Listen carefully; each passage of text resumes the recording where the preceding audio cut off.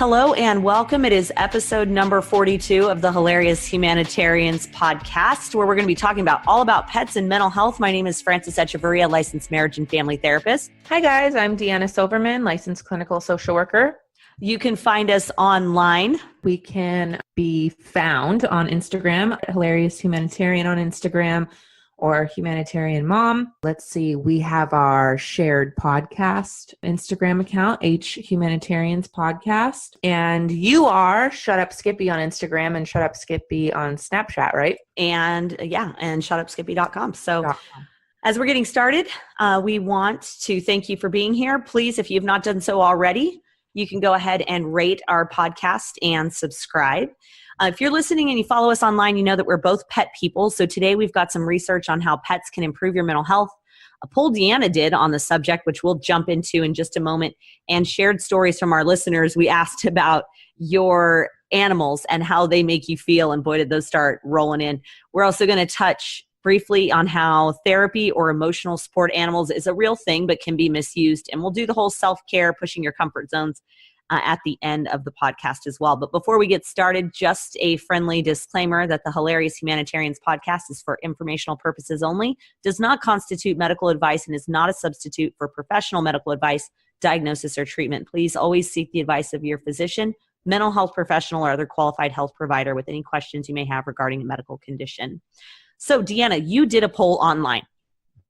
Yeah, so I know I do have a lot of pet lovers, but this article that we're going to be referencing a lot in this episode begins with talking about how they've taken, a ton of polls and studies. And basically, like, the results always kind of come back as like 95% of the population feeling as though, yes, my pets or pets in general can help mental health, improve or manage your mental health. And so I was like, I want to see how my audience on Instagram would do according to these results of these other studies. So I asked the question, I used the poll feature on Instagram, and I asked the question, do you believe having a pet could help manage or improve your mental health? And I posted it maybe 45 minutes ago, and about 1,200 people have already voted, and it's 95%. I love when the numbers line up that way. Totally. So there's something here, guys. There's something here for sure. I'm really not surprised, though. If you talk about, I would have thought it might have been even a little higher, because we are so pet friendly skewing. I don't understand people that don't like pets, Deanna. I don't. Yeah, no, no judgment, but seriously, on the Instagram feature, it shows how many specifically voted yes or no. And there's right now, I think 45 people who voted no. And I want to, I'm just interested in their feedback. Why do you feel this way? Because it could be I was viciously attacked. That's true. Horrible luck. Every single dog I've pet has bit me. And then I'd be like, well, I can understand that. But if you're just voting no just to vote no, then I hope you're listening to this, because maybe your opinion will change. I have really questioned a couple people in my life the last few weeks, because I have, it started out as a foster kitten. It's not going anywhere. She was about 2.5 weeks when we found her 3 weeks ago. You have a foster kitten? Yeah. Wait, so how many, you have, because you have 2 dogs, right? No, I have 1 dog and 1 cat. Okay. Yeah. And so we have this foster kitten she's not a foster kitten, she's staying, but she has to be bottle fed. Her eyes were just open when we got her. And I don't even like cats, but how do you not like a kitten? But I've met a few people who are just no, I don't like cats. It's not a cat yet. It's not an asshole yet. It becomes an asshole later. Right now, it's just a kitten. You know what? I was actually that person, come to think of it. You don't like kittens? No. So it's kind of weird that we just talked about this a couple minutes ago. And I'm like, yeah, I don't understand it. I want to talk to these people. And now I just realized, actually, I was that person when it came to cats, because when I was little, somebody was like, oh yeah, my cat is super nice. And I'm like, okay. So I approached the cat, and it literally did Halloween style, slasher cat to my face. So since then, completely petrified, but I feel like I got rehabbed in my 20s. I had a roommate who had a cat, and she just basically rehabbed me back to health. Now I don't think I'll ever be a cat owner. My husband had 2 cats, but he'll tell me his ex-wife was the cat lover and he just kind of adapted. He's always been like a dog person and we have a dog.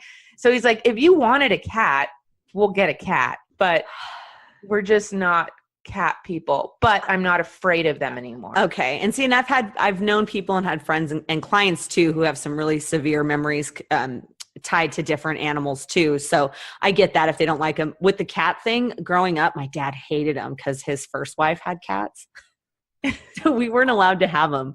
But now it was kind of like, I am definitely more a dog person. Yes. Do you have to earn, people talk about how you have to earn a cat's love. They don't just give it away. No, I want a dog who's going to be excited the minute I walk in the door and I've only been gone 5 minutes. I know. I want to work for your love. Sorry. Yeah. I have to work for everybody else's love. No. We're like losing like cat listeners are like, goodbye. Just like, okay. So I thought this podcast was for me, not so much. All of that said though, we are bottle feeding a kitten. So, yeah. So you know, it's really funny is my friend, my old roommate, she had a cat who she rehabbed me. Right. And then I was like, I really want a dog. And she's like, we can't have a dog. Our landlord said no. So I walk into my bedroom and there's a kitten on my bed, not her cat, a separate cat. Like now we've got 2 cats. Okay. There's a kitten on my bed with a little like dish and his water dish and whatever. And I'm like, what is going on? And she's like, well, you really want a dog, but we can't have a dog. And you've been so good with our cat or her cat. So I figured like you can have a kitten. Okay. So I tried cat mom life for about 2 days. And I was like, I don't know. So I'm like, would you mind if I downgraded from mom to cousin? Okay. And so she was like, yeah, that's fine. So then the kitten like moved into her room and now she's owned 2 cats. Like I think she still has the 2 cats. I just came to the conclusion that like, thanks to her, I think cats are cute. I completely understand people's connection to cats. I no longer am afraid of cats, but I am 100% a dog person. And not only that, I'm a big dog person because I love kind of not roughhousing, but the way I snuggle with a big dog, like I just couldn't snuggle with a small dog. You know what I mean? Like right. I would like you might fall asleep and squish it. Yeah, like I'm like, yeah, okay. Like, and I like grab him, like, you know, and I'm like, yo, like I'm really spazzy. Like I'm basically a golden retriever, like a really hyper golden retriever. And it's like, I can't even own a small dog because I'm afraid that I'm going to like, I don't know. I'm sure I'd adapt, but. Right. Well, you know what I was just thinking about is we're talking about pets and how they make you feel. Like we're both talking about them smiling. Yeah, we're like smiling. And hopefully people listening are able to think of their pet and they're like, yeah, I like that one too. Now, I'm going to be real honest. I don't understand people who are really tied to like reptiles and creepy crawlies as pets, but we'll get into some research that shows taking care of any animal will make you feel better. Literally will make you feel better. Literally even crickets. Even crickets. And we'll touch on that. So as we mentioned, the poll came in at right what the other poll said, right? 95%. Actually, it's 96%. 96%, yeah. So a little higher. Okay, yeah, let's do that. But you know, it's a little skewed because I know people on Instagram that follow me are like obsessed with animals. So, all right. So as we're jumping into this, we did have this article. It's 10 ways pets and mental health go together from the Newport Academy. And what we're going to do is we're going to work through this article together, and you'll be able to get it at our websites too if you want to read it yourself.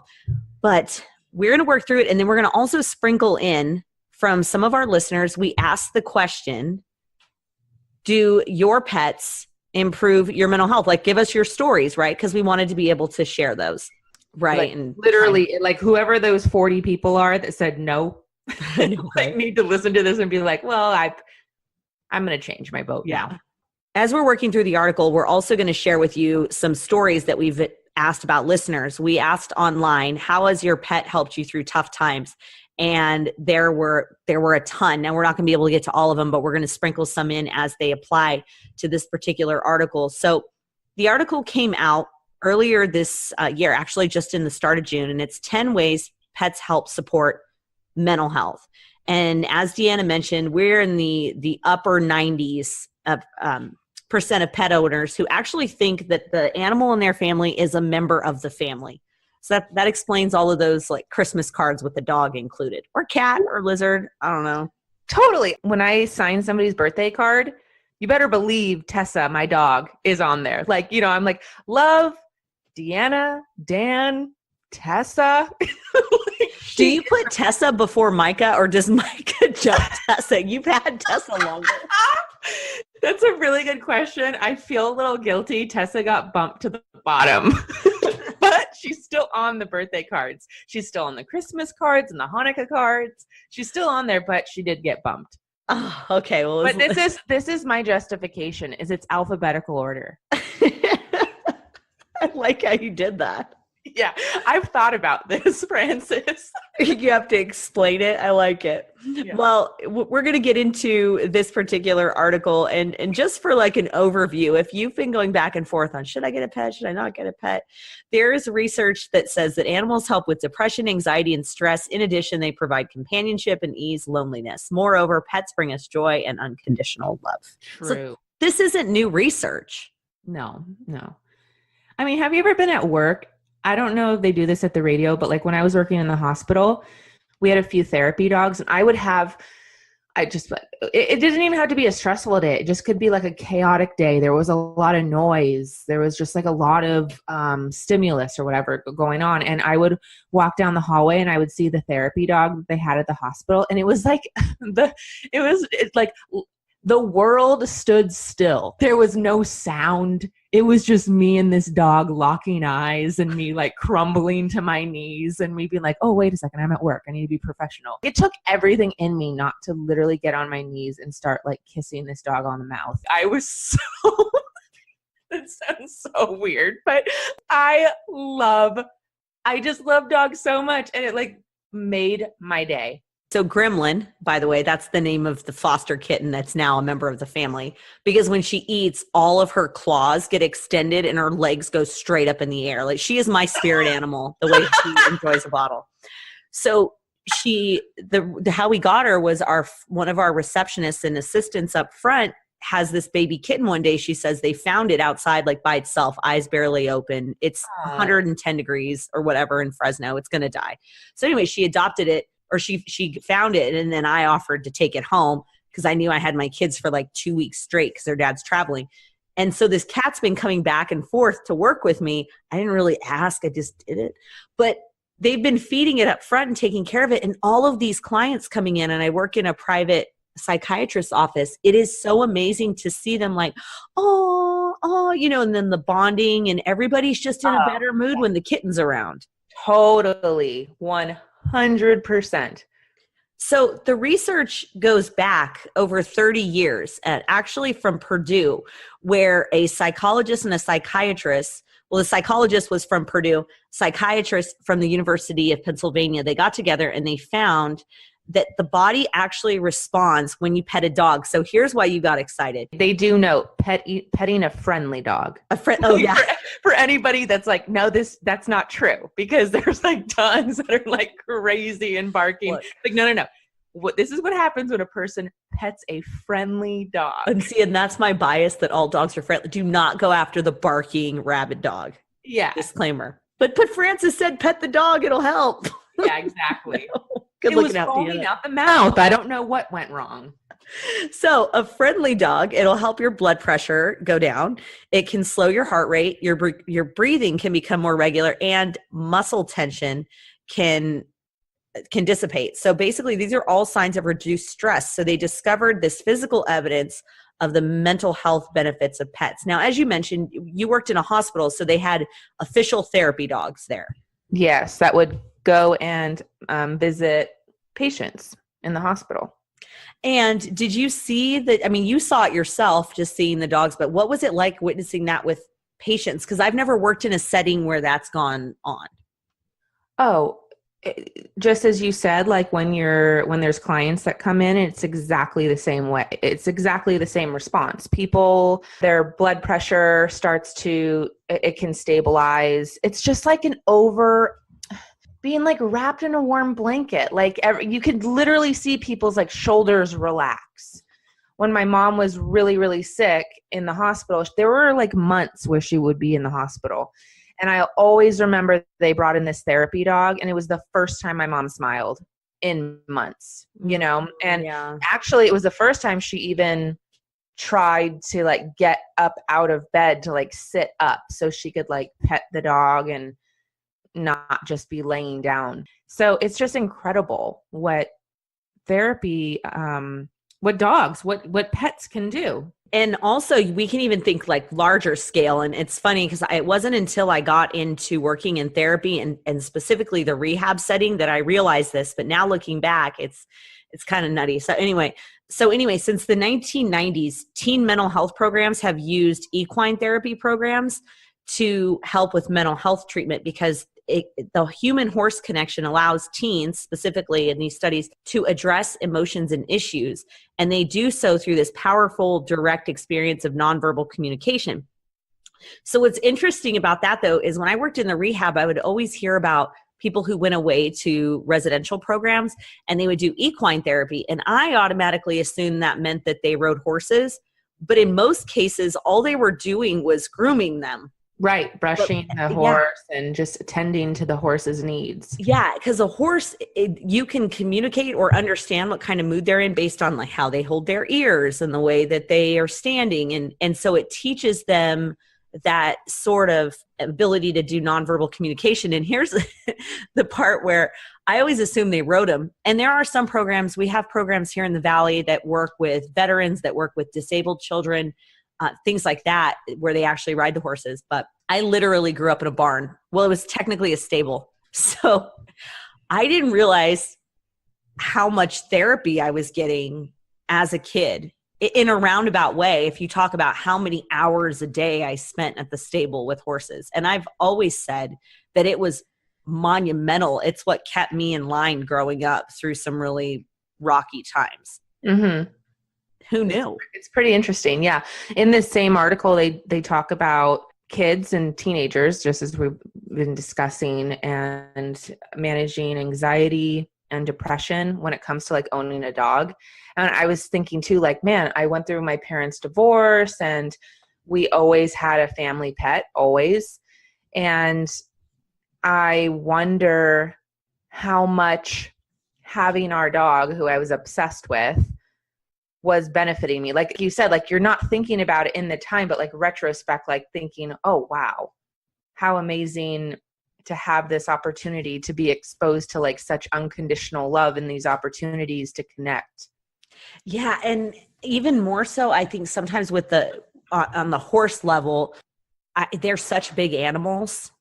And to build that trust with them was pretty amazing. And even now, I'm thinking about, those were some of my best memories. The smell of a stable makes my heart happy. Like I can tell you the part on a horse right by the muzzle, that's my favorite place to kiss them. You know what I mean? So it was a really interesting thing. And now as I'm older, occasionally I can take my kids riding, and my oldest, she's a natural. And it's just like, wow, this is me up on a horse doing the thing I love with my kid who loves it. And it's therapy without even knowing it's therapy. Right. I wonder if you can get a medical write-off on that. That'd be awesome. They're expensive. Right. So the article goes on to talk about how it lowers our stress hormones. On a scale of 1 to 10, how stressed would you say you're on a regular basis? On a regular basis? Now, okay. How about I rate it when I was working? Okay. 9. Okay. So good thing you had Tessa, because it might have been 11. Yeah, seriously. Not 9 all the time, but like, well, when I was working in the ER, yes, 9. Oh gosh, yeah, absolutely. Probably 9 or 10. Well, pets can help with lowering your stress hormones. This article talks about the benefits can occur after just 5 minutes of interacting with a pet. And that's because we release serotonin and dopamine, which calm and relax the nervous system. So when we're smiling and like, oh, that pet's so cute, you're actually stimulating the release of happiness hormones. No wonder I feel so good right now. Where is Tessa at while you record? You know what's funny is I was trying to get her to come into the office, right? I was like, come on, this podcast is for you. It's about you.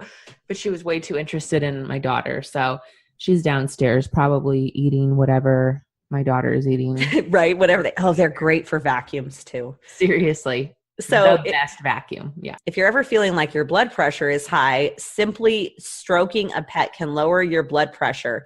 And it has also been shown in some studies that petting a friendly dog can help calm hyperactive or aggressive children. This even works with turtles and rabbits. I believe it. There was like, once again, in the hospital I worked, there was a wall of pictures of volunteers. And there was a picture of the therapy dog. He got his school pictures done. And even walking by to see his picture made me crack up. And like, I felt better. Like on really bad days or really stressful days, I would go out of my way just to see this dog's picture on the wall. Oh my God. I love that they took a school portrait of him. Oh, amazing. And he looked so poised. Such a gentleman. I love it. See, you can tell just on the topic and how giggly and smiley you and I are that this is real science. It's playing out in real life. Now, I want to bring up cortisol. Cortisol is a stress hormone, and many of us that work and try and parent and just try and live a life in this day and age, your cortisol levels can be really high, and cortisol can get in the way of sleep, restorative sleep. It can also get in the way of weight loss. When your cortisol levels are high, it's like almost impossible, or at least it feels impossible for me to lose weight. Like I remember at my most stressed out, I was my heaviest. It was like, no matter what I did, it's like your body is in like survival mode and thinks this person is like literally in war or something. We need to grab a hold and not let go of any resources, and if that means like fat on my body because it thinks like maybe she's literally in the forest somewhere starving to death. Your brain doesn't know. And so the cortisol levels can really mess you up. I had my cortisol levels checked not too long ago, and I can only imagine how ridiculously off the charts they would be if I didn't have the self-care, and in that having at least just my dog. Right. It's pretty How crazy. Were they? What was the result? I don't have the numbers in front of me, but they tend, I don't know. You were like in normal range? I was pretty high, but it would even out. Like I would wake up pretty high, but then it would start to even out during the day. For you listening, there are tests that can be done, and you can ask about it, Google it, and go to doctors that know how to read them, because not all do. But you can basically, it's a simple saliva and urine test, and it will tell you what your brain chemistry levels are. Oh, wow. If you have questions, you can message me, and I can point you in the right direction on how to do it. But it was really interesting to see everything, norepinephrine, dopamine, serotonin, glutamate, GABA, everything. So it's pretty interesting because those are the things that make your brain work and affect your mood and its stability or lack thereof. Yeah, interesting. So you mentioned this earlier about when you went through your parents' divorce, that your pet probably helped with your childhood anxiety. 100%. Yeah, for sure. So the Center for Disease Control and Prevention found that that's absolutely the case. They did a study and they measured children's BMI, anxiety levels, screen time, and physical activity. And across the board, it really didn't, there weren't a whole lot of differences in anything but childhood anxiety. In fact, 21% of the children who did not have a pet tested positive on the screening test for anxiety. However, only 12% with dogs tested positive. So there's clearly, this is according to this study by the CDC, a beneficial effect on childhood stress and anxiety. So kids who grow up with pets have a better chance of becoming happy and healthy teens. My dog taught both of my kids how to walk. Aw, really? Yeah, because they would hold on to her. She's this golden retriever. She's 11, and I'm sad because she's getting old. But they would just hold on to her, and oh my God, they'd probably come away with mouthfuls of hair because you know how little kids never shut their mouth. Yeah. And she would just stand there, so they got used to standing, and then she'd just kind of walk. That is so cute. Yeah, I have pictures of my son. He would get his blanket, and you know how the dogs lay on their side, and he would just burrow in right between her front legs and back legs. Yeah. Oh, he always smelled like dog and was covered in hair, but I didn't even care. I know it. I just recently posted a picture of my daughter actually on Instagram of her doing that same exact position. And I swear to you, our dog was smiling like from ear to ear. I was like, that is a smile. We were cracking up. And kids have no concept of personal space as it is. So if you've got a loving pet, God bless those pets. They deserve to be on the birthday card. Exactly.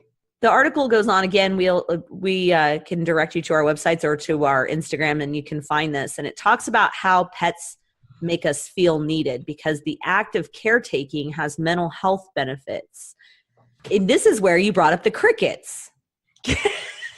Yes.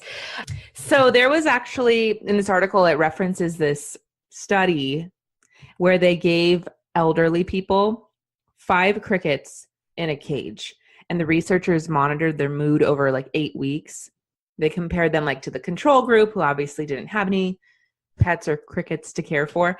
And as the result, the participants that were given crickets became less depressed after 8 weeks than those in the control group.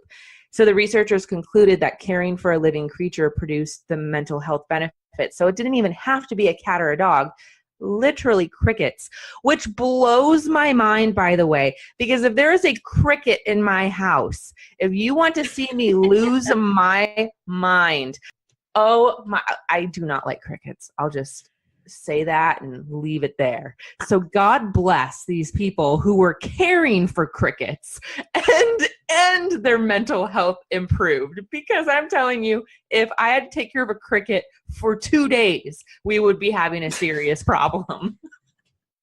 I do like the cricket from the movie Milan, but that's about as far as I'm going to go.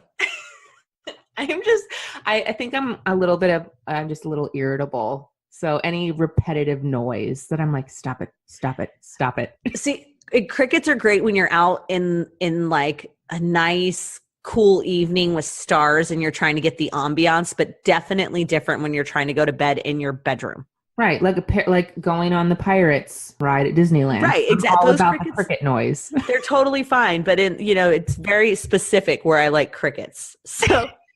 But the point being that it doesn't have to be a pet that you have a lot of interaction with. So there are people, I'll be honest, I don't understand why my nieces liked bearded dragons and snakes and stuff, but they liked them. Okay. And it's the same kind of payoff, even if you aren't interacting with them all the time. So it doesn't have to be a warm and cuddly pet. Right.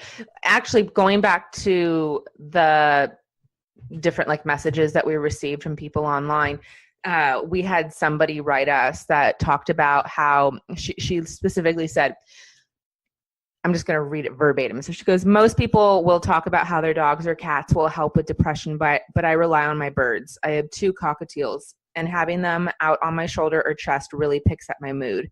Birds have personalities. They can definitely bond with their humans, and they ask for cuddles just like any other pet.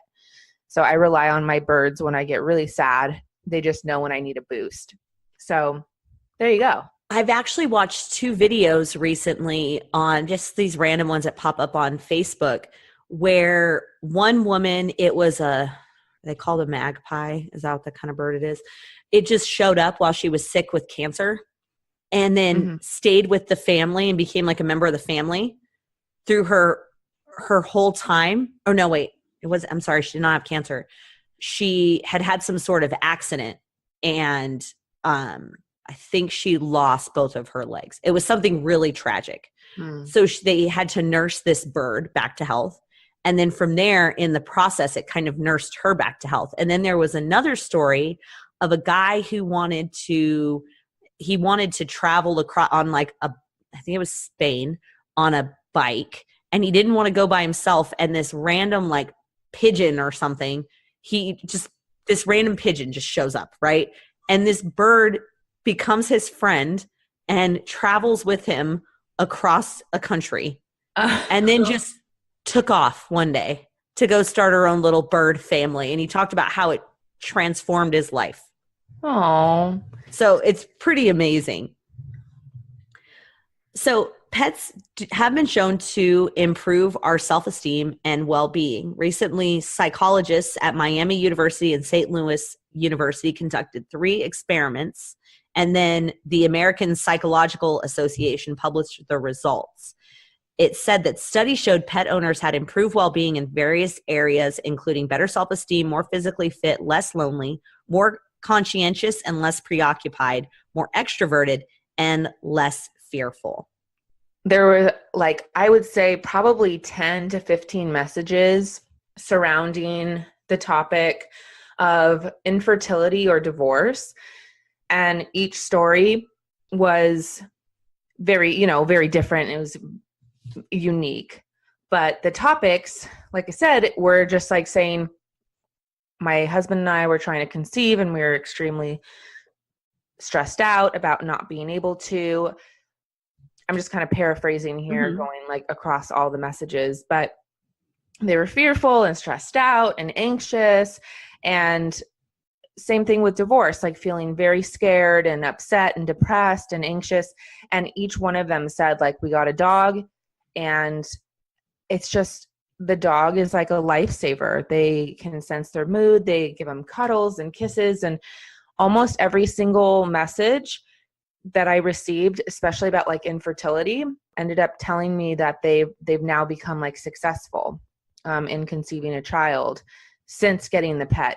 And I've also heard that before too, when people are having infertility issues, before they decide to take the leap into IVF, they can't do it. They're struggling to conceive naturally. When they kind of go, okay, that's it, we're going to do IVF. And then they experience some relief in knowing that there's going to be some extra support or intervention. I've heard how people will then be able to conceive naturally because they're less stressed out and anxious. And so it's the dog or the pet is the intervention. Yeah, it's absolutely possible that could be it. I just speaking on that, I know 2 examples of where the same thing, where it was okay, well, we'll move on to this if this doesn't work. And then before they even started the medication, they got pregnant. Or in my aunt and uncle's case, they adopted, they got their newborn, and then lo and behold, then they got pregnant. Yeah. I've heard that happen. I've literally heard that happen 10 different times in the last 15 years. I've heard stories. But I think that leans to, we're obviously not saying that pets can help you get pregnant. That'd be weird. But they do help with stress. And one of those reasons is that pets can be a great example, and this article points it out, of being in the moment. Pets don't really worry about what happened yesterday or what's happening tomorrow. They're just here. And we could use some of that mindfulness that they manage to do just kind of inherently. Right. That actually brings me to my next story that somebody shared with us. One of my followers on Instagram sends me the cutest picture of her 2 dogs. And her message was she works as a BCBA in the San Francisco Bay Area. And she has a large caseload, very, very little free time. And she's my dogs literally keep me sane, even on days where her clients and parents are screaming at her and there are 4 reports due. She's I'm able to use my dogs as an excuse to go on a walk, take pause, to appreciate the moment and to appreciate the life that she's been given. And it's our pets offer us that, because a lot of our dogs, now I can't speak for my dog because she's weird and retired, and I'm not kidding, my dog come on, Tessa, let's go for a walk. And she literally sits down and won't move. No. When she was younger, she was okay, but she's the minority. Most dogs, you say want to go on a walk? And second they hear that wah sound, it's off to the races. So it forces us to get out, be active, take a walk around the block, get some fresh air instead of being cooped in all the time. Yeah. And the article goes on to explain specifically pets helping with the recovery from mental illness, because it said in this one particular study from the University of Manchester that 60% of participants placed a pet in their most important circle of supportive connections. And I know you and I both as therapists, we're always looking to find who's people's support system is to help out when there are those moments of feeling overwhelmed or disconnected. And so making a pet a part of that support system is validating and real. And I think sometimes we can minimize that, thinking, oh, well, it's just a pet. It's just a dog. It's just a cat. It's just a bird. It's just a cricket. But this is science showing that it can have an ability to help with mental health illnesses, including depression, bipolar, PTSD. We've seen a lot of that with people coming back, especially from war, and schizophrenia. So it's pretty amazing. There's also a quote from here where it talks about how pets give owners a feeling of being in control and having a sense of security and routine. One participant said, when I was so depressed, I was kind of suicidal. The thing that made me stop was wondering what, in this case, the rabbits, they had pet rabbits, would do. That was the first thing I thought of. I can't leave because the rabbits need me. I get that completely. I adopted Tessa, my dog, 2 weeks before my mom died. And even though she had cancer, and I've talked about this in past episodes where I was like looking at her going, this is looking bleak. Like, she's not responding well to treatment. She looks really, really bad. But my mom she was not willing to have any kind of conversation with me other than, I'm going to beat this and everything's going to be okay. So even though I knew in my heart and my head, I didn't believe that, I still was not prepared or ready for her to die. In fact, my mom died. She was discharged out of the hospital and she was waiting for her ride. And so, as we know, well, not everyone knows this, but when you're discharged from the hospital, like, you're considered medically stable and like ready to go, not on the brink of death. So she was literally discharged out of the system, waiting for her ride, like to get a wheelchair to wheel her out. And they walked back in with all of her stuff and she was gone. Oh, and my so, God. So I adopted Tessa, and she was supposed to meet my mom that weekend. It was Thanksgiving, I think. It was coming up. My mom died on November 18th, right? So it was that following weekend was Thanksgiving, and she was supposed to meet my dog, and she never got to. And I'm not kidding. Like, looking back on it, like, if I didn't have Tessa I needed to get out of bed. She was 2 years old, so she was still really, really young. And I needed to get out of bed. I needed to buy her food and attend to her. Like, I don't know what I'm not sure what my life would have looked like if you wouldn't have had her. Yeah, like, it would have been bad. Yeah. I don't know what that means, but I would have been in way worse shape than I was. The science shows that pets help us build healthy habits. One, like you're saying right there, just getting up in the morning, because many of them need to be fed on a regular schedule. They need to be taken out, for instance, for dogs to be walked. That helps with time in nature and physical activity. And caring for a pet supports self-care, because it reminds us to take care of ourselves, even if it's just minimally when we're in those moments of real pain and disconnection. Now, the cool thing about pets too is when you can build a relationship with a pet, one that doesn't necessarily talk back to you, it makes you better able to emotionally attach to others. Here's one more reason to get a pet for your kids. Research shows that children who are emotionally attached to their dogs have an easier time building relationships with other people. And that includes, it talked about in here, an article of about kids in a classroom, and they have autism, and they had a pet guinea pig. They smile and laugh more and show fewer signs of stress. Yeah. And it's like, it makes sense, right? Because they're able, like, pets can't talk. So all they can show us are nonverbal cues. And so it's up to us to be connected to that and paying attention to that and knowing how to soothe them as well as them soothing us. And so if your child is able to kind of master that skill and feel connected to a living thing and feel that love and the reciprocal love, then it would make sense that could spill over into human connection. And taking that one step further, pets do support social connection. Another result of pets and mental health is that pets help us communicate with others and counteract social isolation, which is happening so much in a day and age when we're all in our phones or online. I have a real hard time interacting with people just out and about, but if they've got a dog, I'll talk to anybody.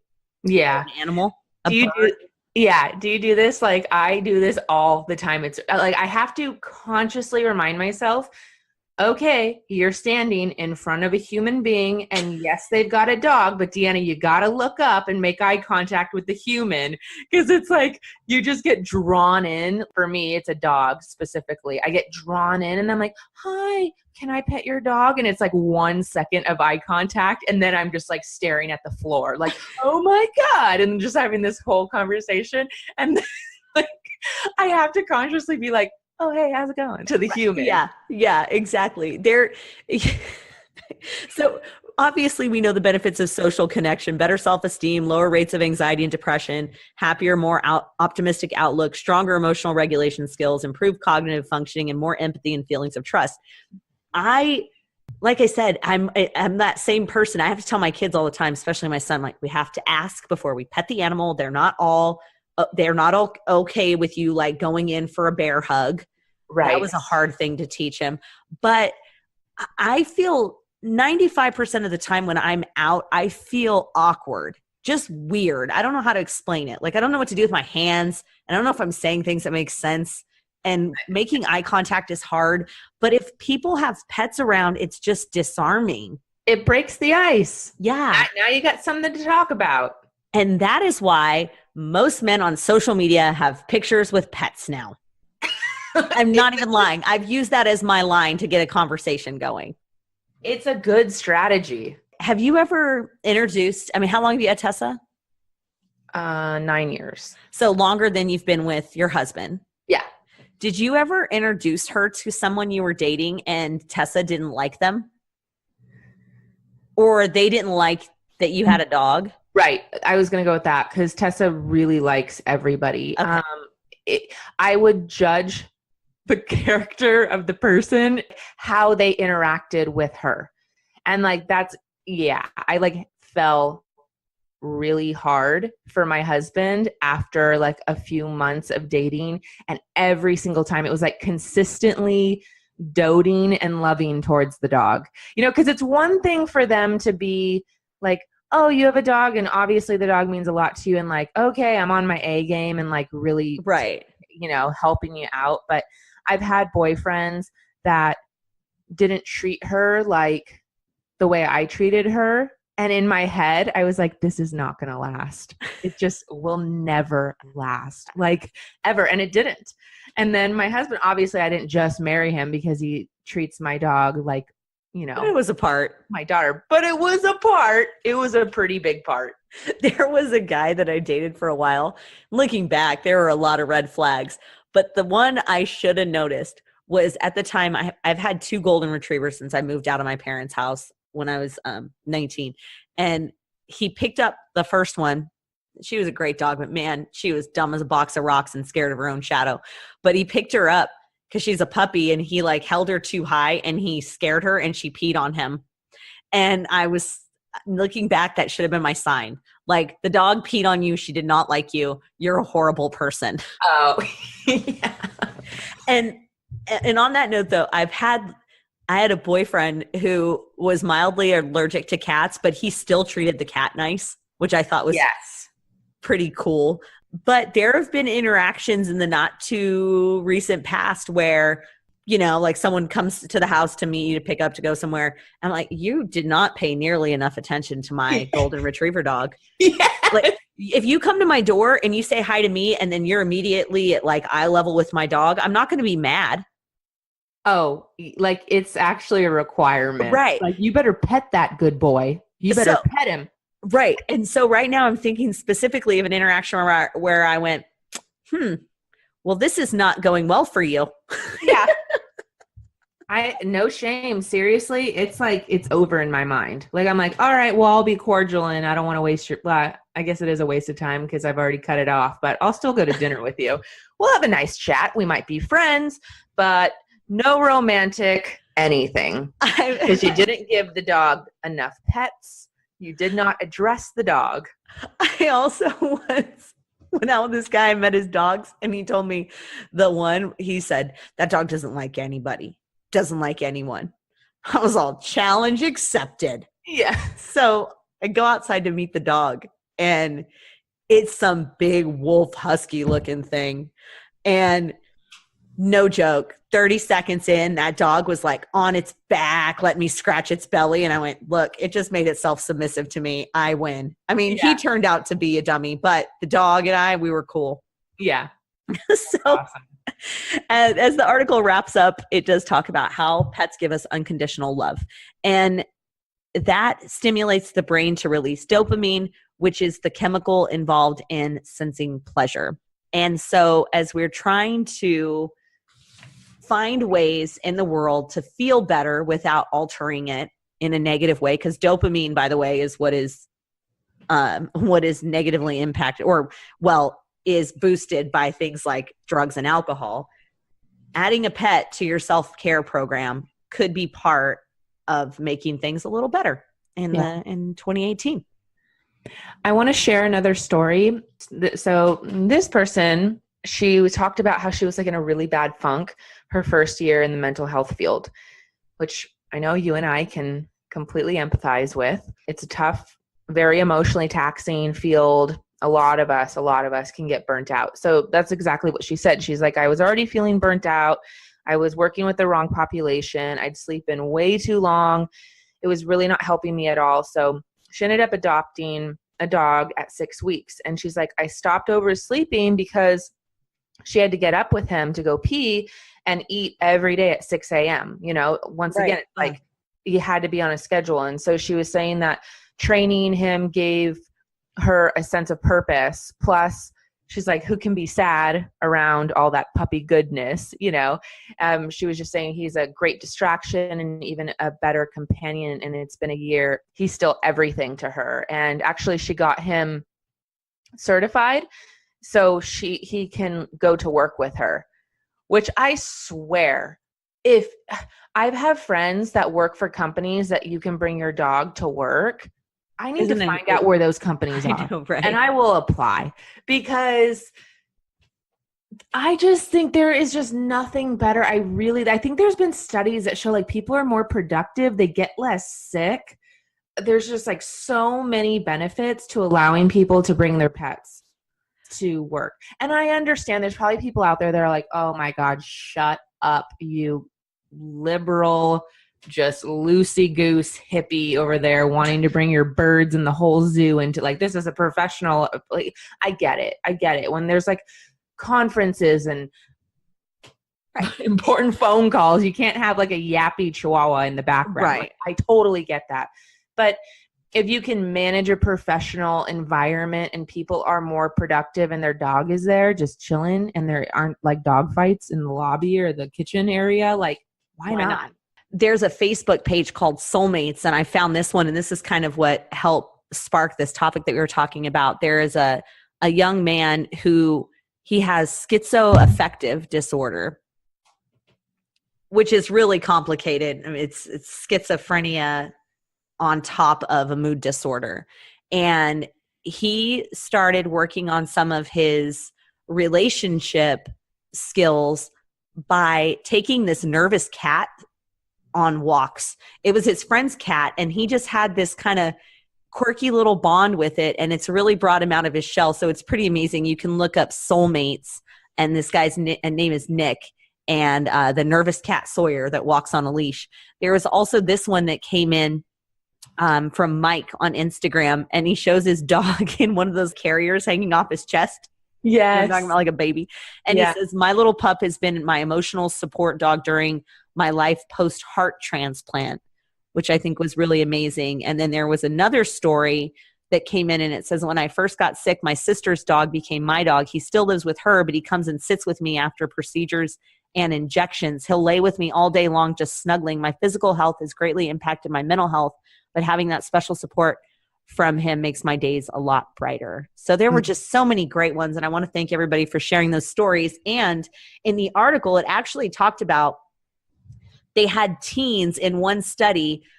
They were trying to like measure an improvement in their mood. And if they wrote a letter to a friend or wrote about their dog, they saw an improvement in mood, as opposed to drawing a map of the campus. Duh, who wants to do that? So just writing into us might have helped your mental health. Who knew? Totally. I saved, it's not, all these stories are the best. So there's no best for last. So much for everybody. Truly. I want to end the storytelling with this one last story because it was just like really, really powerful. So one of my followers on Instagram, she wrote in and she said, I'm 39 years old. I'm an ER nurse. I'm single. My dog is truly my best friend. In January of this year, I was on vacation in Barcelona and I had a major stroke. It left me blind for 2 months. I spent 2 weeks in the ICU before being airlifted back to the United States, where I underwent brain surgery, and another 4 weeks in the hospital. Oh my God. The thing that got me through it without succumbing to tremendous depression was my drive to get back to my dog. Since I've been home, it's like he knows that I'm different and does not ever leave my side. There were days that I wouldn't have even gotten out of bed if it wasn't for the fact that I needed to feed him and take him out to go potty. I've recovered enough that I'm back to working full time. She goes on to say it's been like definitely a huge effort to be able to go back to work full time, and I'd love to spend my days off in bed, but my love for my dog makes up for the fact that like I need to get up and take him out for walks, and truly like his love for her and her love for him, like it's been monumental in her improving and basically like remaining balanced and helping with her anxiety and depression. And she goes on to say, like, I truly feel like I owe my dog my life. And it was just, she sent me a picture of her dog, and seriously, I was like, okay, I would love to kiss your dog. Sainthood. Sainthood for the dog. Yes. Like, by the way, I hope people aren't listening. Like, what is with her and wanting to kiss dogs? I know there's like a lot of germaphobes and stuff out there. A lot of my friends are like, Deanna, stop. It hasn't killed you yet. Right? In fact, like I rarely get colds. So are these the same people telling me not to eat raw cookie dough? Because I don't need that negativity in my life. Right? Anyway, also just side note, like a lot of dog stories that came in, like Winston and Weston are like very popular dog names for like tremendous dogs. So shout out to Weston and Winston's out there because you fucking rock. Oh, that's fantastic. Well, one thing we did want to touch on just briefly, because somebody did bring this up. They were talking about emotional support animals and therapy animals. We don't want to get in the specifics for that because honestly, Deanna and I do not know the procedures, but there are procedures. You should not just go and get a vest made for your animal and claim that it's a support animal of some sort. Because I know there's emotional support animals, there's therapy animals, there's lots of different classifications, and there are policies and ways about getting it official. Like I know it's not cheap to get a dog registered as a therapy dog, for instance. Yeah, and we're all about, if you need it and you have the resources to do it, go for it. We're just talking like, I know my local Costco has this new sign that's like, please, only therapy dogs. Like it's this huge sign. Like I should take a picture of it sometime. So it's like, for me, whenever there's like a sign or something like that, it's like, oh, you know that something went horribly wrong. Yeah. And then they had to like reinstate or like, just let people know, like, hey, as a reminder, you just can't bring in any old dog and just be like, he's a therapy dog while he's like attacking people or pooping on the ground or whatever. When somebody wrote in and asked us like to discuss this importance, she even mentioned like, I love dogs. I'm also a therapist. Like this is not an anti-dog. Absolutely not. Yeah. Yeah, no, absolutely not. But we're just like, hey, let's just do right by everybody and follow the rules. And if you need to get your dog registered or whatever the wording is, whatever the process is, like go do it, but don't ruin it for everybody by claiming it's something that it's not. And I've even, on the flip side, just to kind of bring, I've had to really check my own bias in this regard because I worked with a client who had PTSD that was tied to dogs, a specific breed. And I remember once, God, I felt like such an ass. We would go on these mindfulness walks, but for some reason, there was this person that was always taking their two dogs, these two like border collie dogs or something, out at the same time when we would pass the house. And it happened a few times where this person got severely triggered, where I saw active flashbacks happening. Mm-hmm. And I'm just like, oh my God, I'm the worst therapist ever. We're supposed to be out on a mindfulness walk and she just saw, and to have to work through that was crazy. And then I also had an instance where somebody had a very, very huge aversion to dogs because of past trauma. And they walked into their therapist's office and the therapist didn't think about it and was just like, oh, my dog's visiting because I had to take it to the vet. And it completely triggered them. Yeah, it's like if you're going to do that as a therapist, give clients fair warning. Like you need to ask for permission. Yeah, right. I know it's like, this is my office and it's my dog. But it's like, no, actually, ethically, you need to be asking for permission. Yeah, and I think sometimes it's just, we just don't think about it, right? And that was one of the things when Gremlin, the foster kitten, I mean, she's a kitten, so I feel like most people don't mind her, but I was sure when I had clients come in to not have her sitting like right there in the office, like we had her back kind of in another room and stuff just in case. And if they wanted to see her, that was a different story. So as we're wrapping up, I feel like our pets just are our self-care because we usually talk about self-care and stuff. I agree. I'm okay with that. And we certainly did share plenty of feel-good news from all of our fantastic listeners. So thank you for weighing in and helping out on that. Thanks, guys. I really enjoy this. My dog's probably like, what's going on? I mean, I'm always pretty smothering and loving towards my dog, but when we decided on this topic and I was researching it, I was like, come here, Tessa. Come here. Give me some extra cuddles. My dog is like, passed out on the tile floor. Can you do this topic every day? So as we're wrapping up, please find us online. Deanna, your Instagram? Instagram, Hilarious Humanitarian. You can check out my website, hilarioushumanitarian.com or Humanitarian Mom. Also, H Humanitarians Podcast is our shared Instagram account for this podcast show. And you can find me, Shut Up Skippy, on Instagram, also on Snapchat and shutupskippy.com. I got some new guest bloggers that are up there. So if you want to check out some interesting stories, and I am looking for people who just want to share their stories. I've had a few anonymous people lately. They've chosen to become anonymous or to be anonymous. But, certainly if you're wanting to share your name too, that's welcome. You can get in touch with me through that website. And we will be back next week. Thanks, guys. Bye.